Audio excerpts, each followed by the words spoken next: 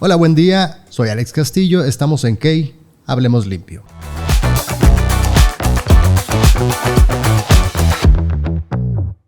En este momento tengo al licenciado Jaime Herrera, que es una eminencia hablando del tema de limpieza y desinfección. Y esto no lo digo por decirlo, lo digo por la experiencia que tiene en el ramo.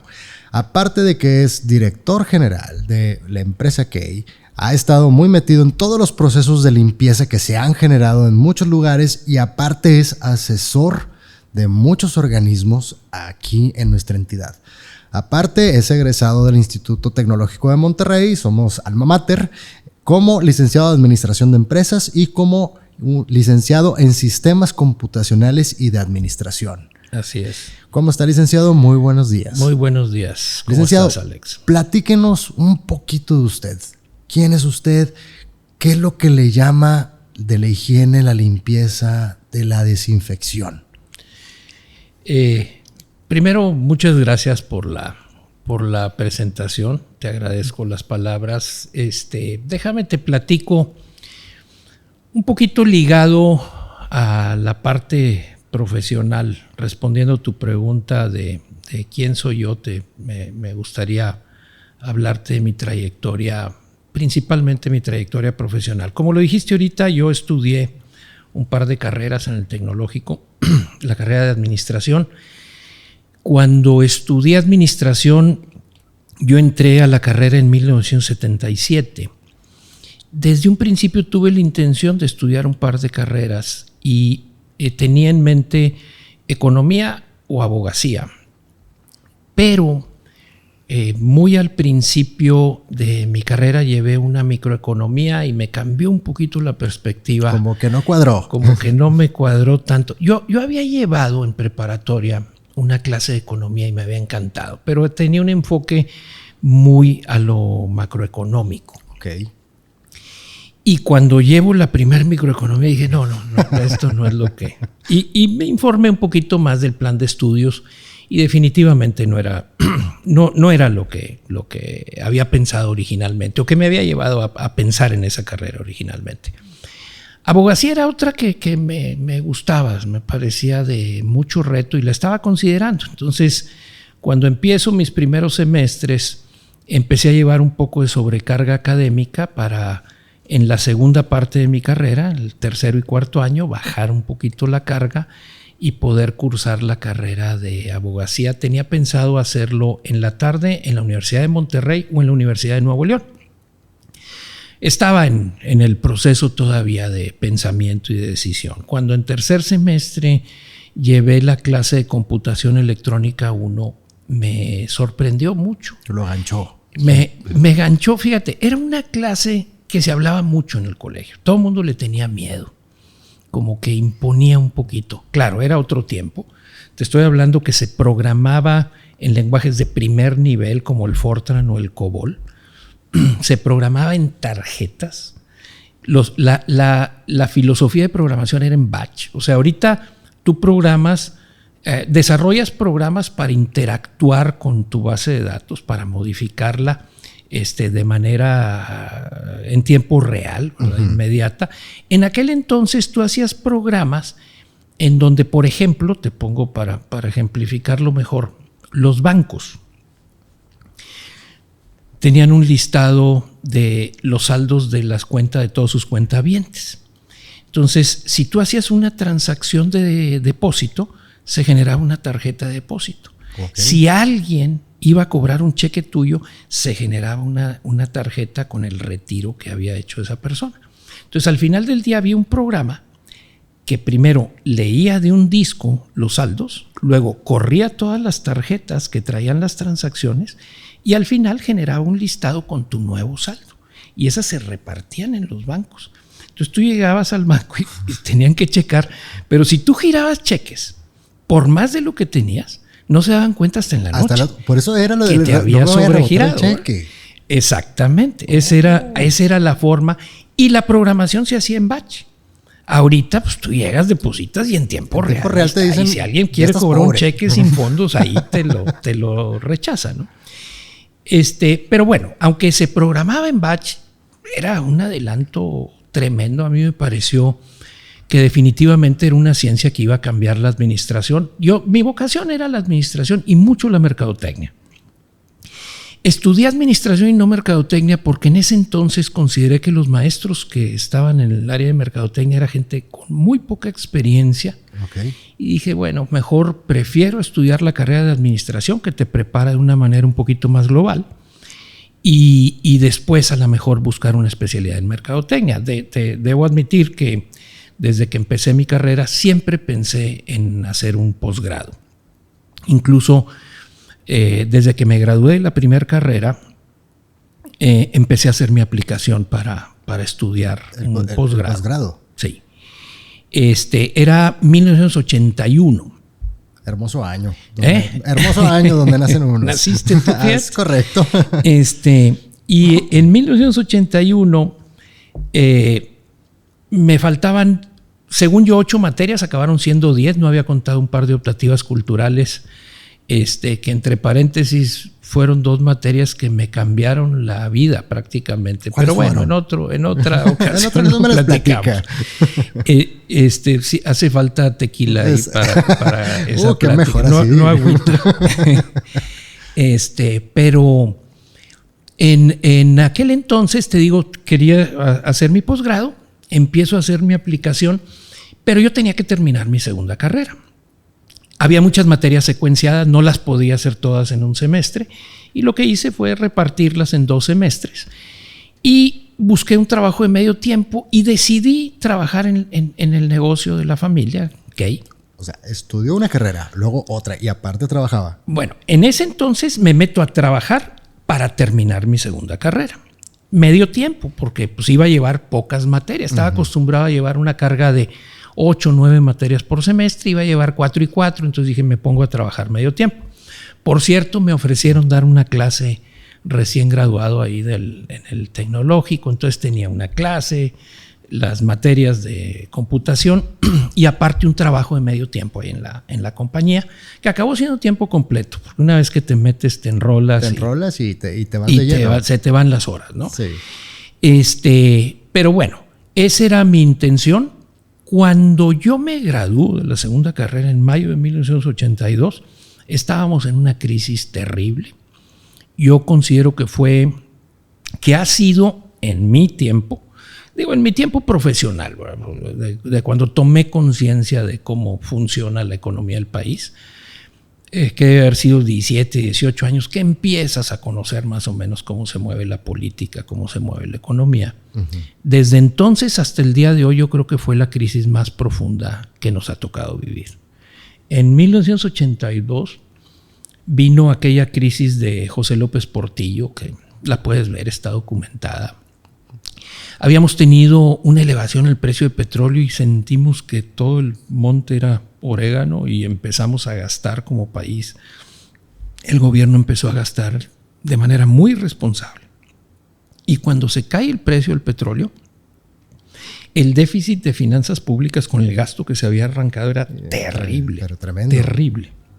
Entonces se vino una devaluación. El dólar estaba en 1981 en 16 pesos. En 2 meses llegó a 110 pesos. No solo llegó a 110 pesos, se agotaron las reservas del Banco de México, que normalmente pues, es el colchón que te ayuda a proteger de una fluctuación cambiaria abrupta. Llegamos a tener, ahorita se tienen cerca de 200 mil millones de dólares en reservas, a lo mejor un poquito más. En ese entonces llegamos a tener 200 millones de dólares de reservas. Entonces, el país estaba al borde de un colapso terrible. Tuvieron que parar el cambio. No había forma de conseguir dólares a menos de que importaras algo, que era mínima la importación. Vivíamos en una economía 100% protegida. Sí, cerrada. Sin embargo, pues sí había importaciones, había muchas cosas que no se producían en el país y se tenían que importar. No había forma de conseguir dólares para otra cosa, ¿no? Entonces, en ese entonces, no solo eso, ¿verdad? Mi primera etapa en la compañía, yo tomé un puesto administrativo, ayudé a conseguir un crédito con el que compramos la propiedad donde después tuvimos nuestra primera planta. Hoy, ya movimos la planta de ahí, tenemos las oficinas generales aquí en Colonia del Norte, la colonia industrial tradicional de Monterrey. Y el crédito nos lo había dado un fondo de fomento a la pequeña y mediana industria, pero nos lo había dado en dólares. Yo creo que ya veían venir un problema serio, grande. ¿No? Y una vez que estuvimos ahí, la misma gente de Nafinsa, teníamos un consultor que nos motivó a hacer una inversión en un mejor proceso productivo. Fue la primera vez que tuvimos una plataforma para tanques de mezclado y mejoró relativamente la productividad de nuestra planta de fabricación. Los 2 créditos fueron en dólares. Entonces imagínate que pediste 1 y debes 5. No. Afortunadamente congelan el tipo de cambio, bajan el tipo de cambio a 70 y tantos pesos. Se conoció como el Mex Dólar creo que era Mex Dólar en aquel entonces. Sale un fideicomiso para control de riesgo cambiario, el FICORCA, que entre paréntesis lo manejó Ernesto Cedillo. En aquel entonces era un funcionario de la Secretaría de Hacienda de segunda, tercera línea, pero muy inteligente. Me tocó en su momento pues conocer todo el proceso y creo que hizo un muy buen trabajo. Y fueron años muy difíciles. Obviamente, cambiaron totalmente mis planes. Yo había conseguido una beca por mérito académico para estudiar y en ese momento se suspendieron las becas. Después se rehabilitaron 3 años más tarde, pero ya estaba yo sumamente involucrado en el negocio, ya estaba muy enrolado. Había hecho una maestría cortesía de José López Portillo, porque sí fueron años de muchísimo aprendizaje, muy difíciles. Y bueno, cuando saqué la cabeza, cuando volteé para arriba, ya estábamos en otro momento, ¿no? Uh-huh. Me dolió siempre. De hecho, he conservado ese reto de haber estudiado un posgrado. Incluso he entretenido la idea de hacerlo nada más por cumplir, por palomear el pendiente, ¿no? Pero bueno, también ahorita en esta etapa de mi vida las prioridades son otras, ¿no? Te comento esto, para darte una idea de cómo fue mi entrada al campo profesional. Al campo, ¿no? Profesional. Y más que nada porque yo lo he escuchado hablar bastante y sé que conoce y lo que habla lo dice con sustento teórico, con pruebas sobre lo que es la higiene que se debe de tener en cada uno de nosotros, en nuestras casas, la higiene personal y todo eso. Pero yo comprendo que muchas personas piensan que higiene aplica lo mismo para todos. ¿Usted nos puede dar una explicación de qué es una higiene personal, una higiene de casa y una higiene institucional? Porque es una veda grandísima entre cada una de ellas. Fíjate, conectando un poquito esa entrada un poquito abrupta a la compañía de la familia, cuando yo entro al campo administrativo, pues venía preparado para administración, venía preparado para computación. Sin embargo, siempre tuve la inquietud del área de mercadotecnia. Entonces, prácticamente, cuando me gradúo, cuando se nos viene esta crisis, yo me muevo dentro de la organización al área de ventas y al área de mercadotecnia. Y ahí empezó una relación que ha durado 42 años casi con la limpieza. Y definitivamente es mi campo, ¿no? Es un campo en donde he desarrollado la experiencia. Es un campo que tiene unos claroscuros muy particulares, ¿verdad? Porque la limpieza, si tú te fijas, cuando tú te quieres referir a gente en diferentes escalas del organigrama de una compañía, siempre dices, desde el que hace la limpieza hasta el que dirige la compañía. Pero siempre el que hace la limpieza está en el último escalafón, ¿verdad? En ese sentido es un poquito ingrato y bueno, limpieza como que tiene una connotación profesional pobre. Sin embargo, por otro lado, yo soy un convencido que la limpieza es un factor, primero, desde un punto de vista económico, yo creo que la limpieza es un determinante para muchos negocios, ¿verdad? Las amas de casa escogen el supermercado en el que compran en muy buena medida por la limpieza. Es correcto. Cuando tú vas a un restaurante, difícilmente vas a decir, quiero ir al restaurante X porque está muy limpio, ¿verdad? O sea, ese no es criterio de selección. Sin embargo, yo te aseguro que si llegas a un restaurante sucio, no vuelves. No, lo notas inmediatamente. Y no vuelves. O sea, es un determinante en ese sentido. Y ahorita, con la pandemia, creo que quedó en evidencia que la limpieza es un tema o es una práctica que salva vidas. Es un hecho. Sí. Incluso antes de la pandemia, la quinta causa individual de muerte en Estados Unidos es las infecciones nosocomiales. Y infecciones intrahospitalarias o nosocomiales son aquellas que adquieres adentro del hospital. Tú entras a apéndice, anginas, ¿vale? Y terminas con una neumonía.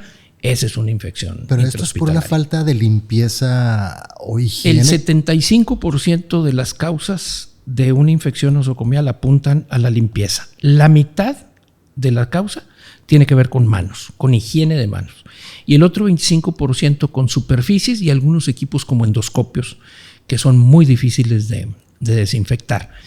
Pero volviendo a tu pregunta, Alex, la limpieza,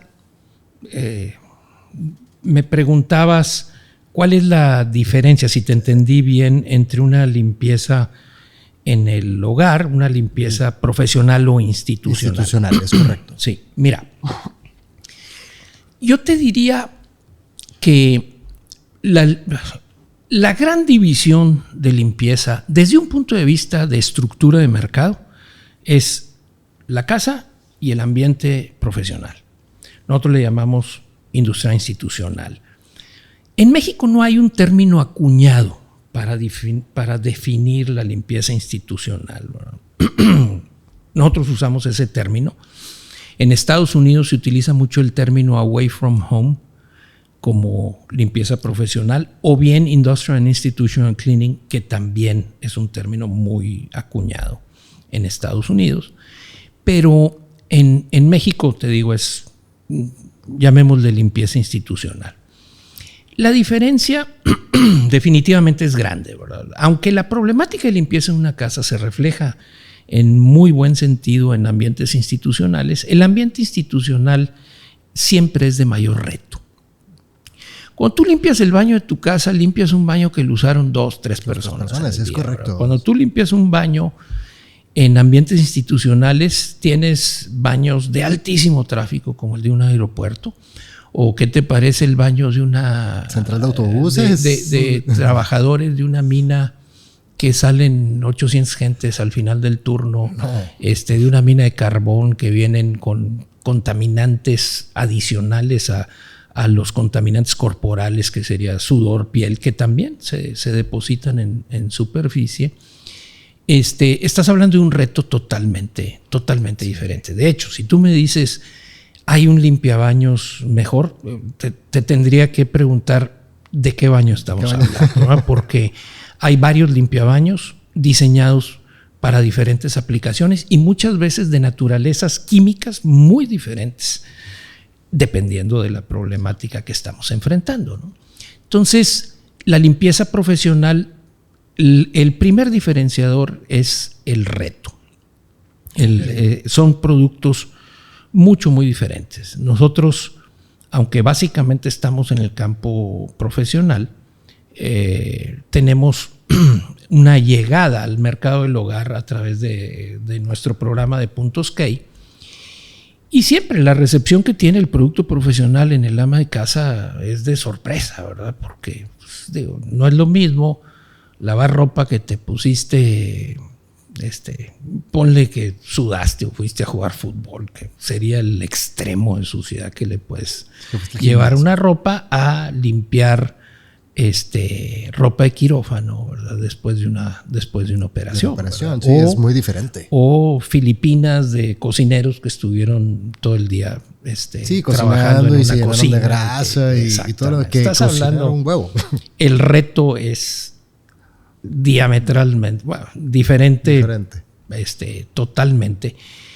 Y en ese sentido, cuando las amas de casa prueban los productos profesionales, normalmente la respuesta es favorable, pero también pues el mercado de productos de hogar tiene ya mucha institucionalidad, hay categorías de producto muy claramente establecidas, pero sí son productos a lo mejor de naturalezas, en algunos casos similares, pero sí te pongo el ejemplo de un limpiador general, como pudiera ser un Maestro Limpio o un Poet, diferentes productos que se utilizan para trapeado de pisos, limpieza general, comparado con la versión institucional que sería de nosotros, un triple acción, limón o floral. El Paraíso para mí es el Paraíso para mí también, es sí, el mejor. Es definitivamente mi favorito en esa aplicación. Es un producto que trae más o menos 20 veces más ingrediente activo que el producto de hogar. Y aparte otra cosa, el costo en uso. No, el costo en uso es totalmente, o sea, la forma más económica y técnicamente mejor para hacer la limpieza en tu casa es con productos profesionales, sin duda. O sea, el ahorro te lo demuestro en 3 segundos. Pero si no usas el producto bien, se convierte en una forma muy cara de hacer la limpieza.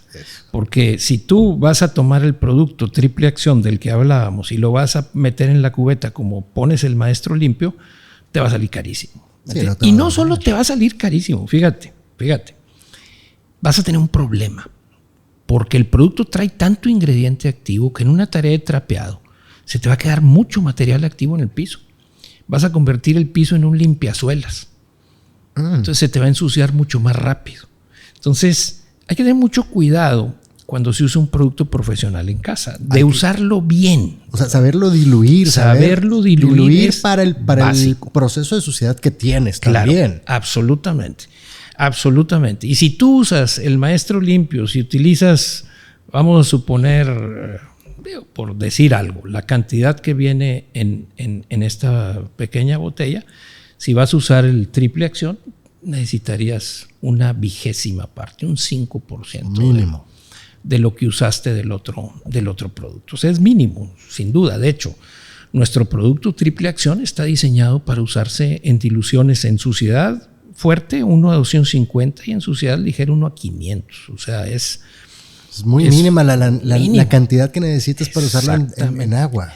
Exactamente. Y ahí es donde te digo, no todas las amas de casa ven la limpieza de la misma manera. Hay gente que le gusta tener una limpieza. Hay gente que se mete. Tengo una ama de casa así en casa. En su casa. Cuando la gente es preocupada por la limpieza, es gente que le preocupa la limpieza de su casa, le van a encantar los productos profesionales. Pero muchas veces dejamos la limpieza en manos de alguien que nos ayuda ahí en la casa o la hacemos así lo más rapidito posible, entonces no queremos andar haciendo ni diluciones. Y eso pues es lo que hace que el segmento del mercado que responde al producto profesional pues va a ser un pequeño segmento y el producto del hogar va a seguir teniendo prevalencia, o la calidad de producto de hogar va a seguir teniendo prevalencia en el mercado del hogar. En el terreno profesional, como te lo decía, sí, se buscan otro tipo de cosas, la limpieza tiene mucho más reto y entras en ambientes que no entras en tu casa, como por ejemplo desinfectar un quirófano o limpiar una planta de procesamiento de cárnicos, pues, no se compara con lo que tienes en tu casa, ¿no? Sí, es correcto. Y fíjese, ahorita está abordando algo muy importante, porque dices, en lo institucional tengo el reto, un reto muy diferente al de casa, porque como usted lo dijo, hay 2, 3 personas en la casa, acá tengo una industria de 200, 300, 400 personas, las necesidades son diferentes. Claro. Pero vámonos 3 años para atrás. Noviembre 2019 nos dan una noticia. Hay un virus, no lo conocemos bien, le llaman SARS-CoV-2 y están haciendo en una región de China, Wuhan. ¿Ok? Un mes después nos enteramos que se esparce de una manera muy rápida, de una manera muy agresiva, rápida y mortal por toda la parte europea. Y que tenemos la posibilidad de que nos llegue aquí. Esto implica un reto para todos nosotros porque tenemos que cambiar los hábitos. Tenemos que cambiar los hábitos de limpieza, tenemos que cambiar los hábitos de contacto, incluso con nuestras mismas personas al momento de salir de casa y que vuelven a entrar. Nuestro hábito cambió. ¿Usted qué pensó en ese momento cuando se dio cuenta y nos dieron el aviso que venía un virus mortal y de una capacidad de esparcimiento tremendo? Sí. Mira, el trabajo que yo tengo dirigiendo una compañía de limpieza, pues me pone en el centro de una problemática de ese tipo, ¿verdad? De hecho, si tú recuerdas, unos años antes habíamos atravesado una crisis pandémica con el H1N1 o la influenza porcina. Cuando enfrentamos el H1N1, si bien yo había trabajado mucho en el terreno de la desinfección, del combate tanto de bacterias como de virus, hongos, microorganismos que causan problemas de salud, no me había tocado lidiar con una pandemia. Habíamos trabajado con brotes de infecciones, pero nunca con una pandemia. En ese momento yo me metí al tema del control de pandemias. De hecho, hay toda una materia que se le llama Pandemic Preparedness en la Organización Mundial de la Salud. Estos índices de mortalidad. De hecho, le tienen miedo a las enfermedades que se transfieren de animal a hombre.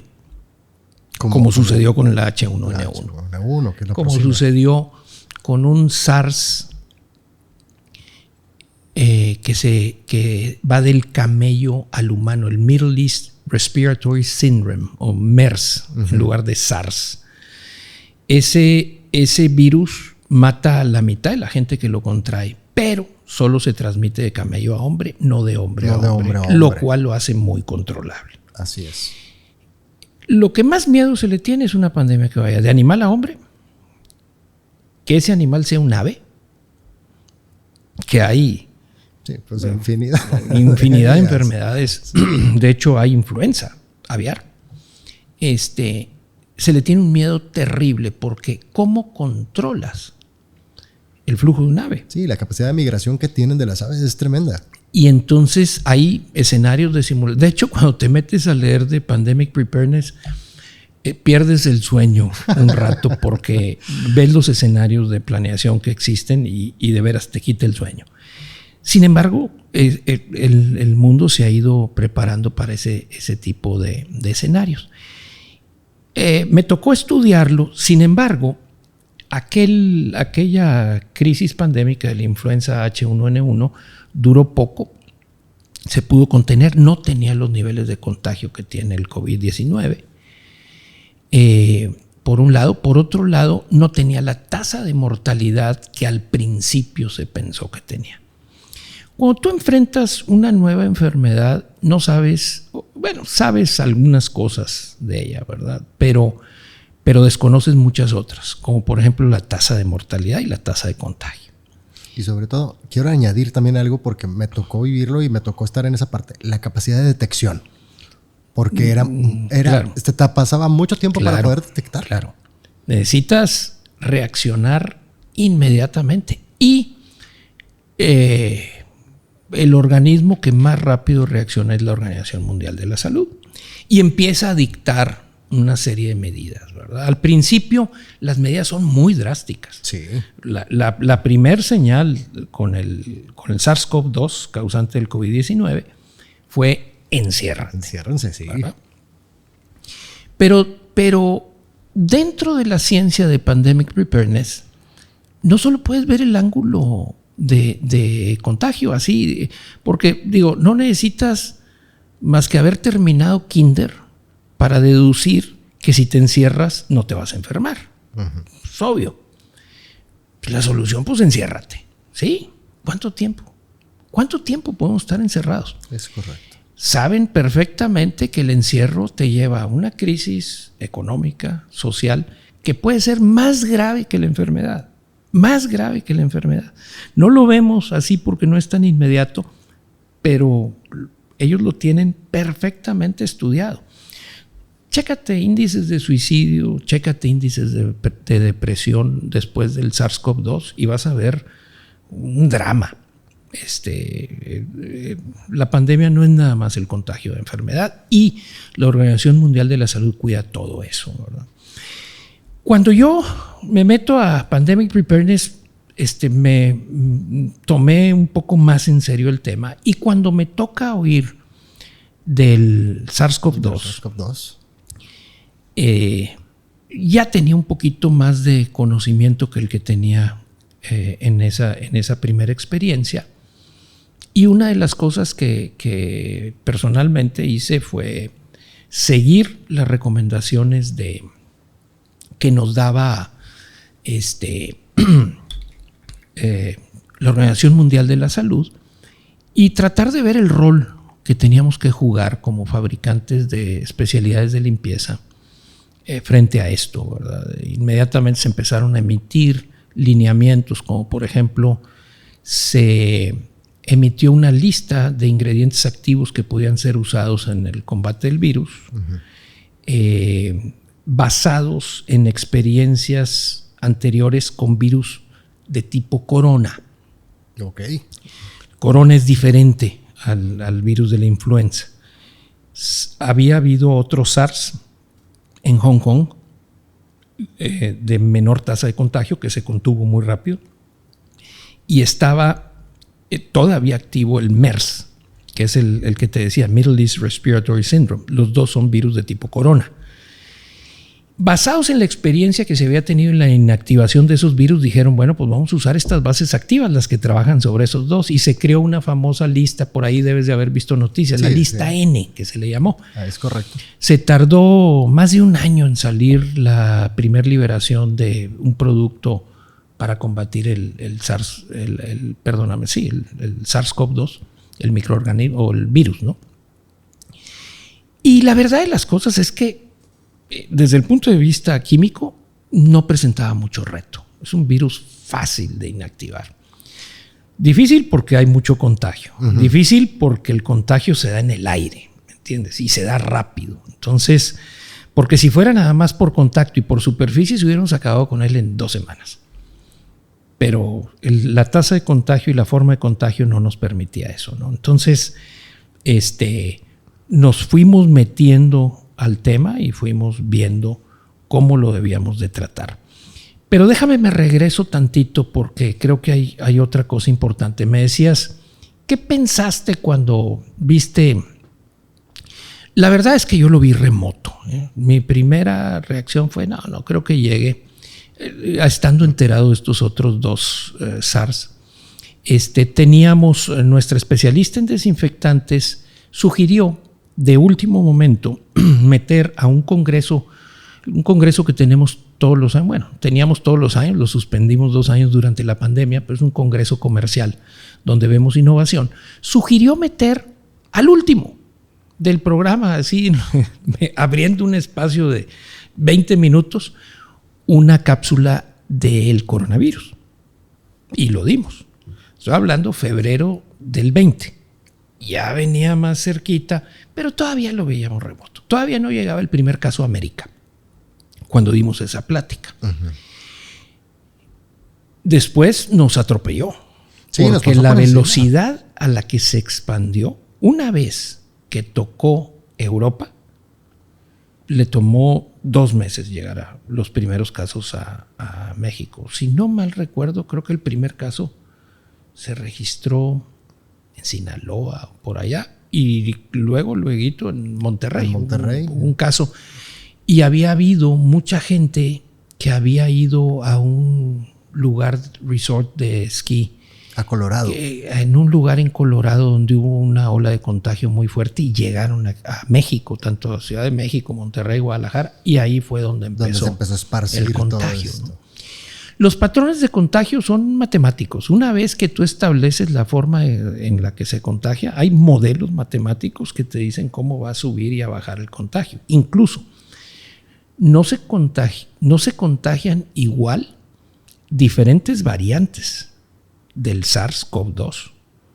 La variante Delta fue un poquito más lenta, pero muy agresiva. Letal. Sí, muy letal. La Omicron ha sido rapidísima, pero muy leve.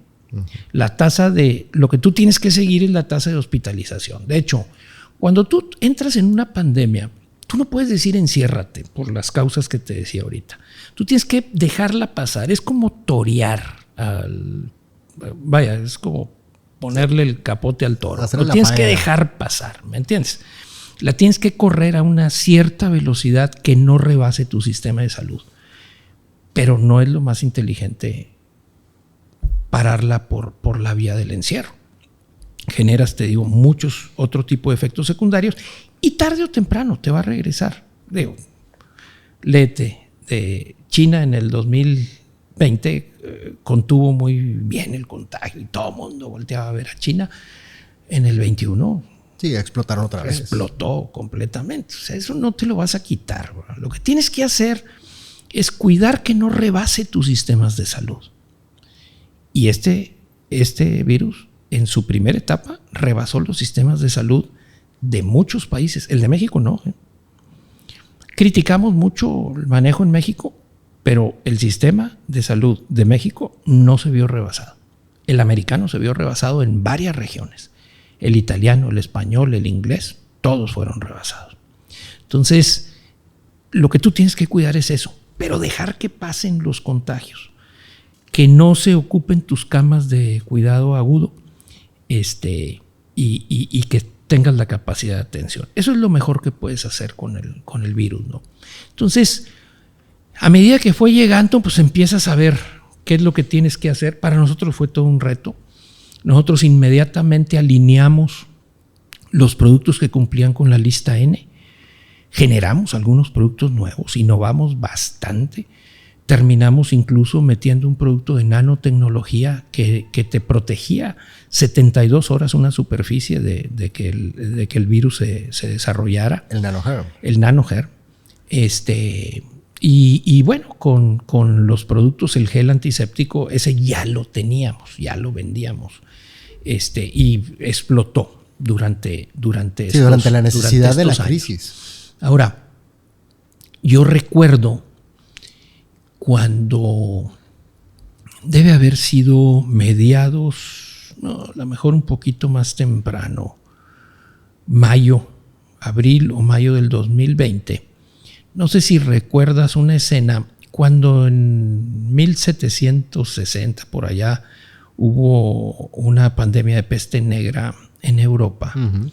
El Papa en turno salió a las calles de Roma con un Cristo negro. Sí. Sí. Hubo una misa en la Plaza de San Pedro del Papa Francisco. Imagínate la Plaza de San Pedro sola, vacía, de noche, llovida, y en una carpita con el Cristo negro, el Papa oficiando misa. Yo recuerdo ese día, porque ese día yo verdaderamente sentí miedo. Yo creo que fue mi pico de ansiedad y miedo. Una sensación corporal de miedo verdadero. Ahí estaba el sistema de salud italiano totalmente rebasado, ¿verdad? Entonces, fue una mezcla de sentimientos, ¿verdad? El ver, lo primero la subestimamos y luego pues como te lo dije hace un momento, nos atropelló. Esa fue la forma en la que vivimos, pero bueno, creo que reaccionamos, como compañía reaccionamos muy bien. No paramos un solo día, estuvimos al pie del cañón, abastecimos a nuestro sistema de salud, Instituto Mexicano del Seguro Social, hospitales privados, con elementos necesarios y bueno, jugamos el rol que nos tocaba jugar dentro de la crisis, ¿no? Ahí mencionó algo que me llamó mucho la atención. Para empezar, teníamos una falta de información de lo que era el virus, ¿verdad? Y con el tiempo fuimos creando esta información que ahorita, hoy en día, ya sabemos cómo sortear este virus, que aunque sigue, ya sabemos cómo manejarlo. Pero recuerdo muy bien, y me tocó mucho esto vivirlo, que hubo mucha desinformación, información muy mal encausada. Uh-huh. Y me tocaron casos de tómate el dióxido de cloro o tómate la ivermectina, y cuando me preguntaron, es que la ivermectina la vas a usar, le digo, eso es para piojos, eso no te lo puedes estar tomando. Tan mala información teníamos que hasta acabamos con el abasto del papel higiénico. A tal punto. Ahí sí. Lo del papel higiénico se me sigue haciendo inexplicable. Completamente. O sea, no sé en qué momento se conectó el SARS-CoV-2 con el papel higiénico. Yo tampoco. O sea, si me dijera se acabaron el agua o los comestibles o para protegerse, pero el papel higiénico. Bueno, en fin. Es así, no me atrevo a aventurar una hipótesis de por qué se acabó el papel del baño, pero fue notorio. Efectivamente, salió incluso en prensa, era cómico no verlo, pero la gente reacciona de formas muy curiosas. Muy raras, sí. Muy raras. Y aquí la pregunta que le quiero hacer es... Pero, bueno, perdóname, nada más, perdóname que te quite la palabra. Pero esa desinformación de la que tú hablas, y ese usar la ivermectina, y usar corticoides, y usar dióxido de cloro, para mí tienen la mala información tiene dos fuentes. Es una hipótesis muy personal, es una forma muy personal de ver el tema. Por ahí va la pregunta. Sí. La primera es, creo que las redes sociales tienen un doble filo. Uh-huh. Nuestro presidente utiliza mucho el término de benditas redes sociales, ¿no? Porque sí, en realidad democratizan la información, te llega la información muy rápida, tienes acceso a mucha información. Pero eso no es necesariamente bueno. Y sobre todo porque creo que el público en general no ha terminado de ponderar la información que recibe en redes sociales, ¿verdad? O sea, creo que esto va a ser muy bueno cuando la gente aprenda a discriminar entre información que vale y no vale, lo cual no es sencillo. No es nada sencillo. Pero yo lo que diría es, no compres todo lo que lees en las redes sociales. Hay gente que te dice, no, pasó esto. Salió en el internet como si el internet fuera la Biblia o no sé, digo, una fuente 100% fidedigna por el hecho de salir en tu teléfono o en tu, que no sé por qué le dicen teléfono inteligente, pero bueno. El tema es que la cantidad y calidad de información es mucha cantidad y la calidad hay de todo. Ahí tiene uno que ser selectivo en la información. Y en redes pues salió cualquier cantidad de cosas. De hecho, cuando dijeron dióxido de cloro, hubo quien agarró el Cloralex y le dio un trago, ¿verdad? ¿Por qué? Porque pues, es cloro, ¿verdad? El dióxido de cloro es una forma muy inestable de cloro. La recomendación que hacían eran unas cantidades muy pequeñas. Le atribuyen que te cura desde la calvicie hasta cualquier enfermedad incurable, ¿verdad? Y la verdad de las cosas, yo lo encuentro un poquito difícil. El dióxido de cloro es un material muy usado en la purificación de agua. Okay.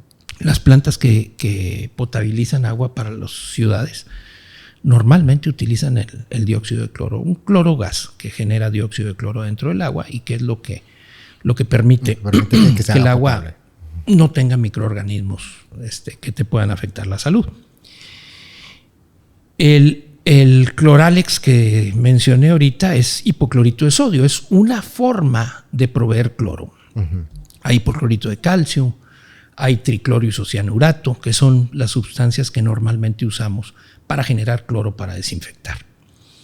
El hipoclorito de sodio, que es el más común de todos, si entrara a tu tracto digestivo, te deshace el tracto digestivo. Sí. Aparte, vas a acabar con microorganismos que necesitas en tu tracto digestivo. O sea, decir microorganismo no es hablar mal. Los quesos se hacen con microorganismos, los fermentos de masa se hacen con levaduras, que son hongos, o vaya. La cerveza, microorganismos, la cerveza, sí, etcétera, el vino. Acabamos de pegarle a mucha gente. Sí, en realidad no es necesariamente malo. Tenemos que cuidarnos de los patógenos. Y el cloro te va a barrer tu flora intestinal. Y eso te va a ocasionar un problema mortal. Así de sencillo.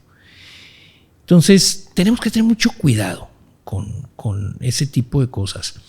La otra desinformación viene con el juego político en el que hemos caído, que también tiene un cierto fondo con las redes sociales. Yo siento que el mundo en general está muy polarizado. En México es evidente. Sin tomar una postura política, porque quiero tomarlo desde el ángulo puramente sanitario. Es un hecho que se usó la información relativa al virus con fines de golpeteo político, ¿verdad? Te pongo un ejemplo para botón, sí, claro, de muestra. Cuando el virus empezó a propagarse, uno de los primeros lineamientos que dio la Organización Mundial de la Salud fue: no usen cubrebocas. La Organización Mundial de la Salud le tenía miedo a que la gente desarrollara una falsa sensación de seguridad con el cubrebocas y se expusiera al contagio. Y lo que sí sabía es que el único cubrebocas que podía contener el contagio es el famoso, no el quirúrgico, el quirúrgico no lo previene, el N95, que luego salió una variante china, KN95. Uh-huh. Pero también sabía que no había forma de tener cubrebocas KN95 o N95 en aquel entonces, ni para el 1% de la población mundial. ¿Por qué? Pues porque para producirlo se necesitaba equipar fábricas que te hicieran el textil material, ese textil no tejido. No había forma. Entonces dijo, preferible decir, no salgan, no usen máscara, no usen cubreboca. Y el lineamiento que dio México y muchos otros países fue: no usen cubreboca, les va a crear una falsa sensación de seguridad. Unos meses después, con estudios bajo el método científico, se dieron cuenta que si una persona usa cubrebocas, se reduce la tasa de contagio. Y si las dos personas o las gentes que están en un espacio, todas traen cubreboca, se abate el nivel de contagio de manera importante. Y dado que no iba a ser posible detenerte en tu casa para siempre, dictaron la nueva disposición: usemos cubreboca. ¿Y qué cubreboca? El que agarres, la mejor recomendación en los cubrebocas quirúrgicos, que de eso sí había una capacidad de producción mucho mayor, ¿no? Y vaya, crecieron como hierba, ¿no?, las plantas de cubrebocas. Aquí en México dijeron, no, Hugo López-Gatell no sirve para nada, primero que no uses cubrebocas, ahora que sí lo uses, que se decida. A ver, pues, yo siempre sentí, en lo personal, y te repito, juzgado desde un punto de vista estrictamente sanitario, yo siempre sentí que la autoridad sanitaria mexicana iba siguiendo a la Organización Mundial de la Salud. Sí, lo que dictaba la OMS. Lo que dictaba la OMS. Era lo que mostraba. Lo que dictaba la OMS era lo que mostraba. Pero mucha gente vio esa oportunidad de golpear. Ahora, sí. También nuestro presidente no ayudó mucho. Ya ves que lo criticaron mucho por sacar un escapulario y decir que... ¿no? Y ahí el propio Hugo López-Gatell no tuvo para dónde hacerse. Hubiera sido mucho mejor que el presidente adoptara una actitud un poquito más tranquila, ¿verdad? Pero de ahí a que nuestra autoridad fue criminal, como se le ha querido juzgar, hay una diferencia enorme, ¿no? Yo creo que se actuó con mucha responsabilidad. Ese es mi juicio. Ya a posteriori, ya habiendo pasado el toro, yo creo que se actuó bastante responsablemente y que se hizo... Oye, es que hubo muchos muertos. ¿Dónde no? ¿Verdad? O sea, hablemos en proporción al número de pobladores y a las economías, ¿verdad? A lo mejor sí hubo países que tuvieron menos muertos proporcionalmente, pero pues habría que ver todo el manejo. No, los muertos no es lo único que hay que ver en una crisis pandémica, ¿no? Por otro lado, hubo posturas también muy diferentes. Suecia dijo que se muera el que se tenga que morir. Aquí no vamos a parar la economía. Y topen chivas. Y eso fue lo que dictó el gobierno. Y ya quedó en la esfera individual el decidir qué querías hacer. Si querías salir o no salir, si querías usar el cubreboca o no. Porque la autoridad dijo, aquí no paramos. Es una enfermedad. Sí. Aquí no paramos, seguimos. Aquí no vamos a parar, ¿verdad? Y seguimos adelante. Y así como es, en otros lados, si salías te metían a la cárcel, ¿verdad? Eso pasó en Estados Unidos en ciertas regiones. Claro, o sea, hubo cualquier cantidad de posturas como frente a todo, ¿verdad? O sea, dime un tema, agárrate el tema que quieras.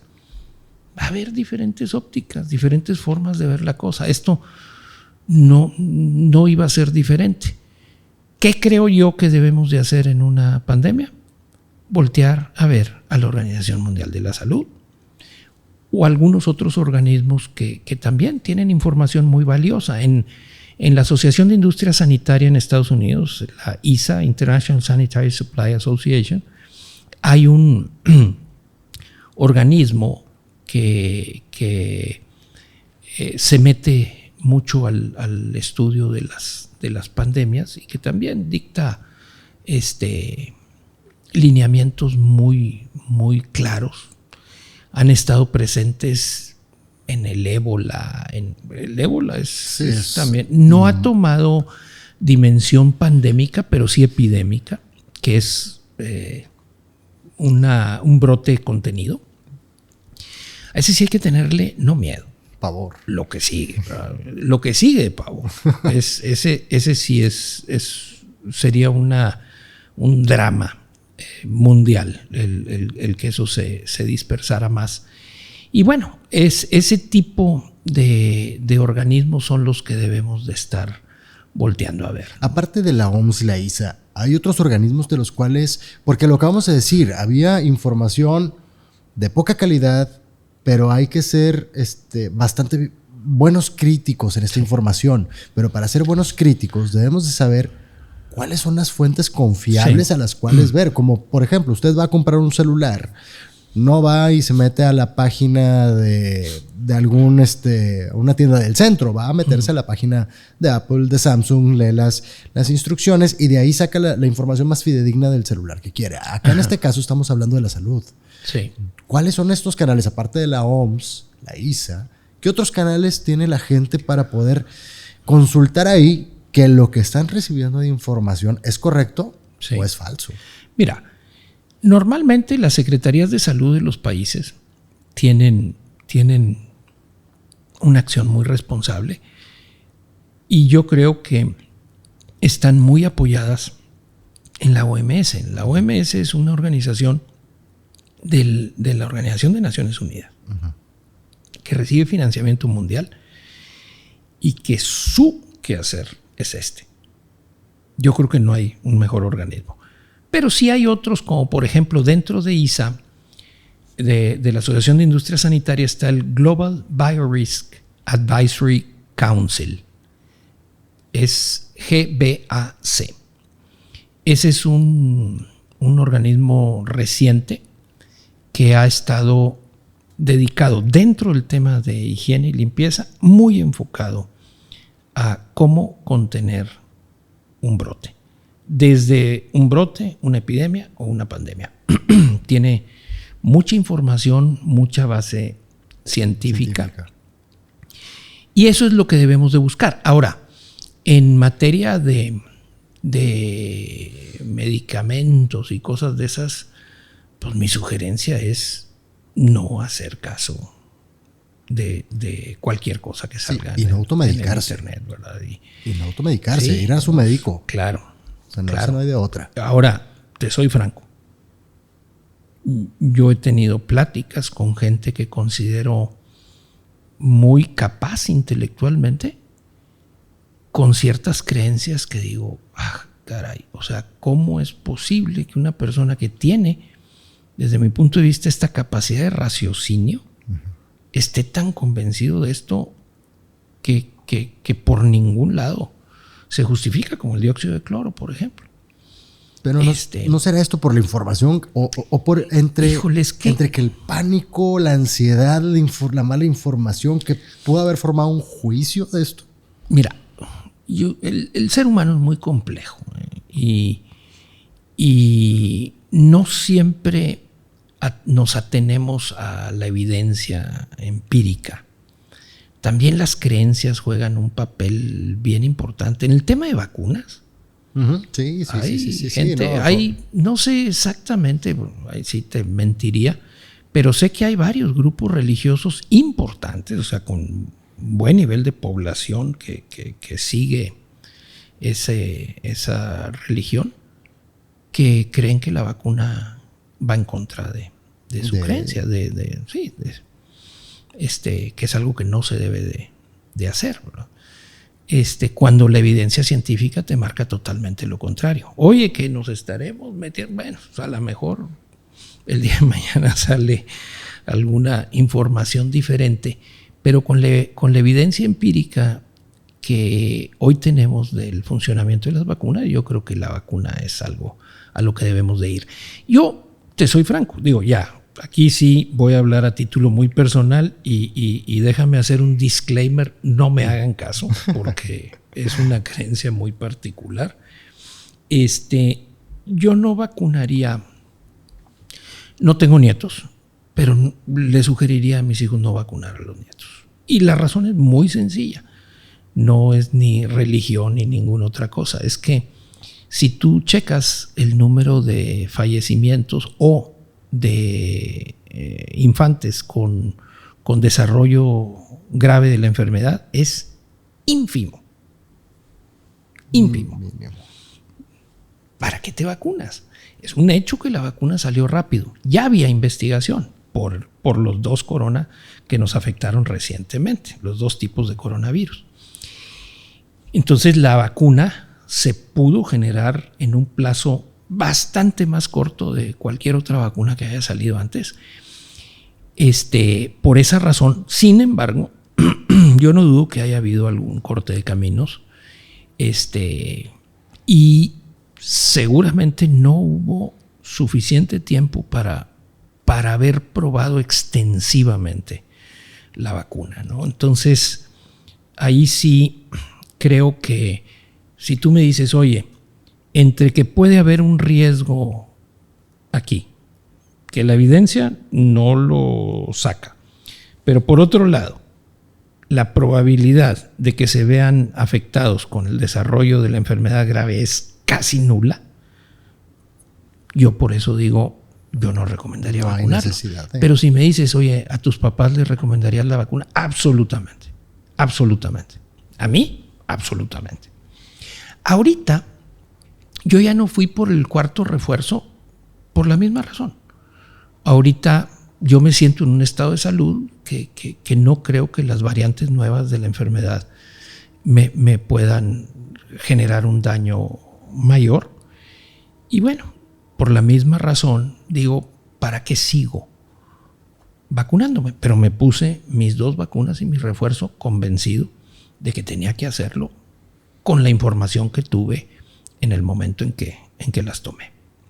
Es correcto, y como todo lo hicimos, digo, a perspectiva personal, digo, yo en lo personal, yo sí fui por mi cuarto, pero en base a relación de información, no solamente porque todo mundo lo está haciendo, porque nos informaron que estaba bien hasta el 3er refuerzo, y un 4º refuerzo dices, pues por si las dudas, puede ser, puede que no. Sí. Muchos lo hicieron.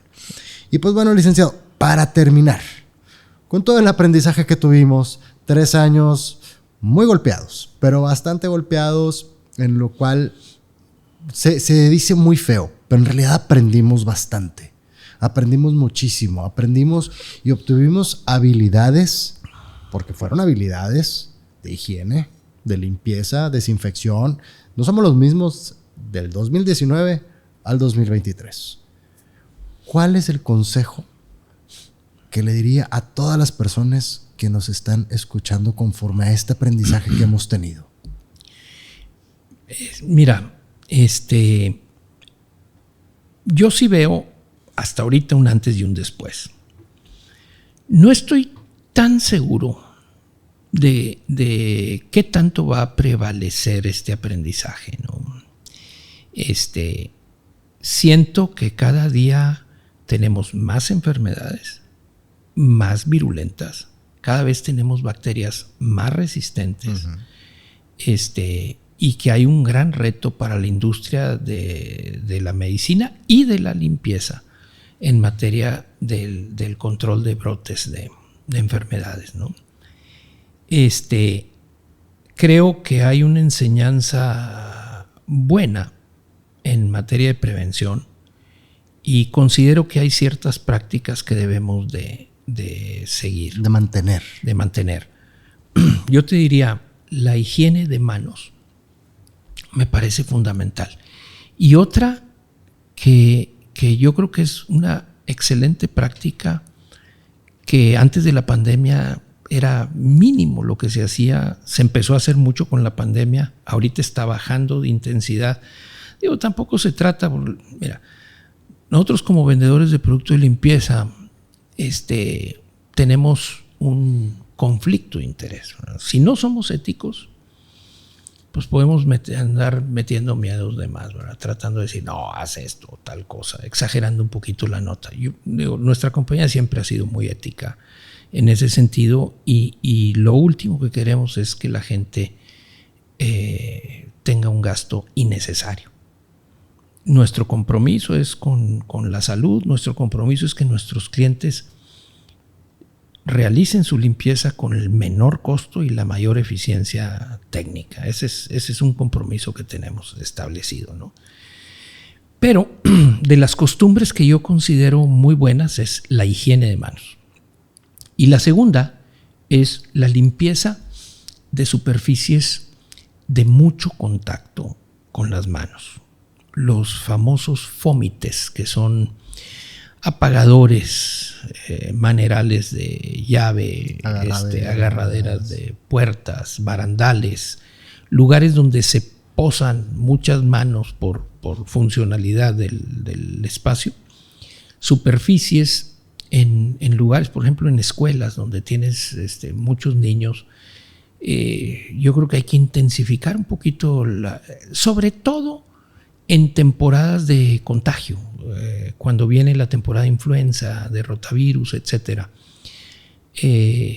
Los índices quienes tienen niños en guarderías se la pasan un día así y el otro también con los niños enfermos, ¿verdad? O sea, ¿por qué? Si no es por rotavirus, es por gripa simple o es por una influenza, alguna. Y la higiene de superficies pudiera reducir de manera dramática ese tipo de contagios. Olvídate que tienes una pandemia con mortalidad. De hecho, La influenza tiene una tasa de mortalidad. Yo creo que se está muriendo ahorita. No quiero reclamarlo como verdad porque no tengo los elementos, pero estoy casi seguro que en estos últimos 3 meses ha habido más muertos por influenza que por COVID. Que también tiene su cuota de muerte la influenza. Sí, es correcto. Y muchas otras enfermedades, ¿no? Y esas enfermedades, muchas de ellas sí se pueden prevenir. Ahora, la higiene de manos la subrayo, porque te hablé en un momento de la plática de las infecciones nosocomiales. El 50% de las infecciones nosocomiales son por pobre higiene de manos. 50%. Y te hablo en Estados Unidos. Aquí en México no tenemos tanto generación de estadística. A lo mejor aquí es hasta un poquito más. Pero para mí esa sería el gran aprendizaje y en segundo lugar las superficies. Ahora, hablando de la limpieza, y te repito, yo soy un apasionado de la limpieza porque me parece que la limpieza nos ayuda a proyectar valores, ¿verdad? O sea, entrar a un lugar limpio versus entrar a un lugar sucio hace una diferencia tremenda, ¿verdad? Yo creo que la limpieza también es un factor de negocios. Te exponía ahorita por qué un ama de casa selecciona el supermercado o el hotel al que vas o el restaurante donde comes. Y la limpieza tiene un papel muy importante. McDonald's una vez publicó una información hace ya algunos años que el factor número 1 que cuidaba era la limpieza del lugar. Claro, la hamburguesa tal vez es lo que más hace a la gente ir al McDonald's, pero la limpieza es la que más hace dejar de ir.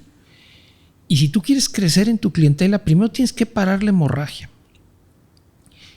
y luego seguir atrayendo. Porque si se te está yendo más gente de la que te llega, malo el cuento, ¿verdad? Eventualmente te vas a quedar sin gente. Entonces, tiene un valor de negocio, tiene un valor, un intangible. ¿Con qué empieza un programa de calidad? Cuando tú vas a buscar una certificación de calidad, lo primero que te recomienda cualquier consultor de calidad es implementa 5 S. Y las 3 primeras son orden, limpieza y clasificación. Y la limpieza juega un papel súper relevante, ¿verdad? Entonces, desde todos los puntos de vista, yo creo que la limpieza es algo que tenemos que seguir impulsando. México es un país, fíjate, tenemos, curiosamente, en México la higiene personal está en muy buen nivel. Somos personalmente más higiénicos que muchos países. Si me apuras, para mi gusto, por encima de Estados Unidos. En higiene personal, me refiero a bañarte, lavarte la boca, hacer tus prácticas de higiene personal. Sí. Pero en higiene institucional estamos en la calle. Estamos en la calle. Y empieza desde el tirado de basura, ¿verdad? O sea, las ciudades limpias no son las que se barren más, son las que se ensucian menos. Es correcto. Y yo creo que debemos de aprovechar este influjo o empujón que nos da la pandemia para impulsar la limpieza como un todo. A mí me ha tocado en mis años de experiencia ver evoluciones muy favorables. Por ejemplo, México es conocido tristemente conocido por la famosa venganza de Moctezuma, que creo que, no sé si has oído el término, pero es la contracción de enfermedades gastrointestinales en la comida o en el agua. Obviamente viene gente con menos defensas, acostumbrados a ambientes más limpios, se exponen a un restaurante que no tiene buenas prácticas de higiene y terminan pasando la mitad de sus vacaciones entre el baño y la cama, ¿verdad? Y eso es lamentable. Hace más de 20 años, la Secretaría de Turismo hizo un estudio y se dio cuenta que el turismo, la mayor deserción de turismo era la contracción de enfermedades gastrointestinales. Y entre la Secretaría de Turismo y la Secretaría de Salud lanzaron un programa que se conoce como Distintivo H. Y entre el Distintivo H y la conciencia que se generó alrededor de esto, hubo un cambio de 180 grados en la higiene en cocinas. Eso me tocó presenciar. Yo te puedo hablar de cómo veía yo una cocina en 1985, 90, a cómo veo una cocina en el 2010. Y hay una diferencia más radical, pero radical. No en todas las industrias, no en todas las cosas hemos evolucionado hacia allá. Te puedo hablar también de un rastro. Los rastros en los 80s no tenían ni ventanas. Había una contaminación de insectos, mosca, cucaracha. Había una suciedad. No quiero saber las cuentas bacterianas de las superficies, pues no hacían la menor práctica de limpieza. Y eso cambió radicalmente. Ahí lo que contribuyó también fue el desarrollo de mercados de exportación para los productos cárnicos de México. Ahorita un rastro es un quirófano. Un rastro tipo Inspección Federal, un rastro TIF, es un quirófano, una sala de operación. Eso es muy bueno y eso contribuye con la imagen de limpieza. Pero sí tenemos retrasos sustanciales y creo que debemos de seguir trabajando en esto y definitivamente la prevención de enfermedades la prevención de enfermedades es el factor que más nos debe de preocupar. La limpieza está demostrado, y lo demostró la pandemia, la limpieza salva vidas. Es correcto. Auténticamente. Porque de 10 gentes que contraen una enfermedad intrahospitalaria, 2 se mueren. Y todo es por una falta de limpieza. 75% del tiempo es falta de limpieza. Es un dato fuerte. Entonces, fuerte. Un muertito y medio se le achaca a la limpieza eso. de cada 10, ¿verdad? Y yo me atrevería a decir a lo que hoy en día todo el comercio hace, que es dar la experiencia al cliente. Diría que la limpieza es una experiencia inconsciente que tiene el cliente. Claro. Entonces, debería de cuidarse porque, como lo dijo usted, al momento que llegas a un lugar sucio, no vuelves en tu vida. Un lugar que no huele a limpio o que huele desagradable te espanta. Pero rápido. Pero sin duda. Y bueno, para mí ahí todavía tenemos una asignatura pendiente, ¿verdad? Últimamente estamos apoyando el desarrollo de un instituto de la ciencia de la limpieza. Aprovecho aquí para platicar un poquito, que es un trabajo que estamos impulsando con la idea. En lo fundamental hay 2 grandes objetivos. Uno es dignificar la función de limpieza y el otro es generar más cultura de limpieza. Si podemos con esto aportar nuestro granito a tener un país más limpio, nos damos por bien servidos.